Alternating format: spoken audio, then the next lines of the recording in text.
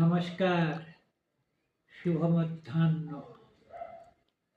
আমি সলিল বাগচি। আজ এখন আপনাদের শোনাবো বলে আমি নিয়ে এসেছি আমার লেখা একটি কথিকা। কথিকাটির নাম হরিণের মাংস। আমরা সাধারণত চিড়িয়াখানায় এবং সংরক্ষিত অরণ্যে স্বাভাবিকভাবে হরিণ দেখে থাকি। তাই হরিণ হল সংরক্ষিত প্রাণী।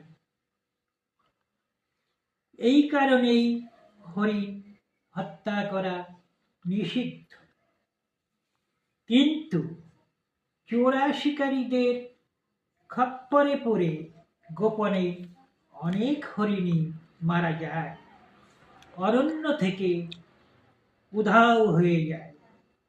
বর্তমানে যদিও সংখ্যা কিছু কম, তবু তা প্রতিনিয়তই হচ্ছে।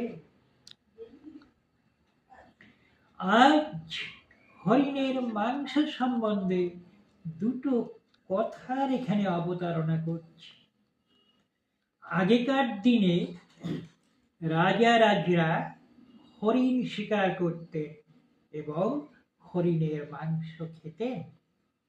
রাজার কর্মচারীরাও কিন্তু বাদ যেত না। হরিণের মাংসে রয়েছে প্রচুর পরিমাণে পুষ্টিগুণ, এতে চর্বি কম থাকে এবং এতে রয়েছে জিঙ্ক, ভিটামিন, প্রোটিন, আয়রন, রয়েছে অ্যান্টিঅক্সিডেন্ট। তাই রোগ প্রতিরোধ ক্ষমতা এর যথেষ্ট। হরিণের মাংস পেশি গঠন করে, ওজন নিয়ন্ত্রণে রাখে। হরিণ নিরামিষভোজী, তাই হরিণের মাংসে ক্ষতিকর রাসায়নিক থাকে না।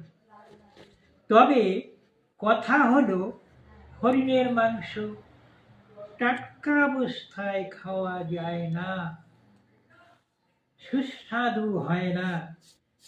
ব্যাকটেরিয়া প্রভাবে বদহজম হতে পারে।